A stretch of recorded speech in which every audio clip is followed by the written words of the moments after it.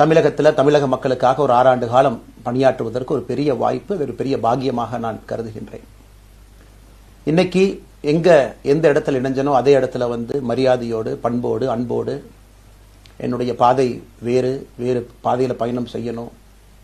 இலக்குகள் இன்னும் பெரிதாக இருக்கிறது. நிறைய மக்கள் இணைச்சு செயல்படணும். ஒரு புதிய அரசியலை, அடிப்படை கட்டமைப்பை மாற்றக்கூடிய அரசியலை உருவாக்க வேண்டும் என்கின்ற ஒரு எண்ணத்தோடு இன்னைக்கு ரொம்ப பண்போடு சொல்லிவிட்டு அதே இயக்கத்திலிருந்து வெளியே வருகின்றேன். இது தமிழர் பண்புன்னு கூட வச்சுக்கலாம்.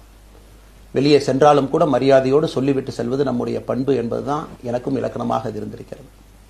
இன்றிலிருந்து நம்முடைய ஒரு புதிய பாதை, ஒரு புதிய இயக்கம், ஒரு புதிய பொலிட்டிக்கல் மூவ்மெண்ட், அடிப்படையிலிருந்து ஒரு புதிய பரிமாணத்தோடு, பார்வையோடு பார்க்கக்கூடிய ஒரு விதத்தில் தான் நம்முடைய மூவ்மெண்ட் நம்ம ஆரம்பிக்கணும். நீங்கள் எல்லோரும் சேர்ந்து இணைஞ்சு அதை ஆரம்பிக்கணும் அப்படிங்கிறது என்னுடைய பெரிய ஆசைங்க. அதற்கு முன்பு சில விஷயத்தை சொல்லணும். என்னுடைய அரசியல் பாதை என்பது ரொம்ப வளைஞ்சு நெளிஞ்சு இங்கே உங்க முன்னாடி நின்றுட்டு இருக்கேன். இது ஈஸி பாத் கிடையாது.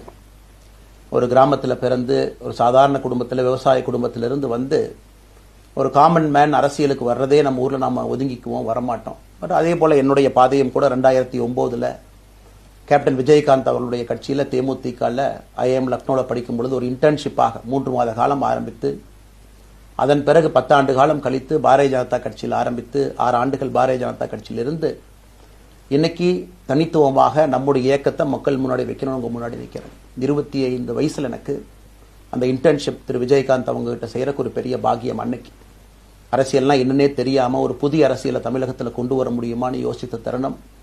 இன்னைக்கு வயது 42, கிட்டத்தட்ட 17 ஆண்டுகள் போராடிக்கிட்டே இருக்கிறேன். ஒரு புதிய பாதை உருவாக்க முடியுமா, ஒரு பெட்டர் பாலிடிக்ஸ், ஒரு பெட்டர் சொசைட்டி கொண்டு வர முடியுமா. அதே நேரத்தில் நிறைய யூகங்கள், நிறைய பேர் நிறைய சொல்றதுனால இதே டெல்லியில் ஆகஸ்ட் 24 2020 பிஜேபி இணைய வரும்பொழுது சூப்பர் ஸ்டார் ரஜினிகாந்த் அவங்க எனக்கு ஃபோன் பண்ணாங்க. எனக்கும் அவருக்குமான நட்பு கிட்டத்தட்ட நான் பதவியிலிருந்து வந்த பிறகு ஒரு நட்பு. நிறைய அவர்கிட்ட பேசுவேன். அவருடைய அரசியல் பாதை எப்படி இருக்கணும் அப்படின்லாம் பேசியிருக்கேன்.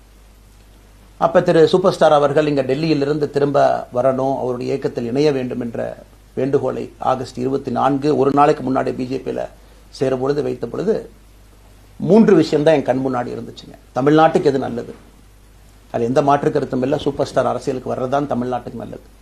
சூப்பர் ஸ்டாருக்கு என்ன நல்லது, அவர் அரசியலுக்கு வராமல் இருக்கிறது தான் அவருக்கு நல்லது. கோவிட் காலகட்டத்தில் அவருக்கு இருக்கக்கூடிய உடல் பிரச்சனைகள், அதையே பார்த்துக்கணும். முதல்ல அவர் ஆரோக்கியமா சந்தோஷமா இருக்கணும்.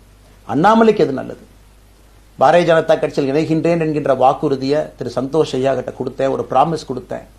அதை பிரேக் பண்ணக்கூடாது அப்படிங்கிறதுல நான் தெளிவாக இருந்தேன். ஸோ 3 கான்ஃபிளிக்ட் இங்கே இருக்கும் பொழுது, ஸோ ஒரு நாள் இந்த கட்சியில் இணைவதற்கு முன்பாகவே முழு கான்ஃபிளிக்ட். அன்னைக்கே ரஜினிகாந்த் ஐயா பேசி அந்த ஃபோன் காலுக்கு முதல் முறையாக மறுத்து, ஐயா மன்னிச்சுக்கங்க என்னால் வர முடியாது என்று சொல்லி பாரதிய ஜனதா கட்சியில் அடுத்த நாள் இணைத்துக் கொண்டேன். அதன் பிறகு சூப்பர் ஸ்டார் அவங்களை பார்த்து மன்னிப்பு கேட்டேன். அவரும் பெருந்தன்மையாக அவருடைய அரசியல் பாதையை அவரும் பெருந்தன்மையாக அடுத்து தீர்மானிச்சார். எதுக்கு இதை நான் சொல்றேன் அப்படின்னாங்க, சில யூகங்களுக்கெல்லாம் இன்று முற்றுப்புள்ளி வைக்க வேண்டும் என்பதற்காக மட்டும்தான் இதை நான் சொல்றேங்க. வேற எந்த காரணமும் கிடையாது.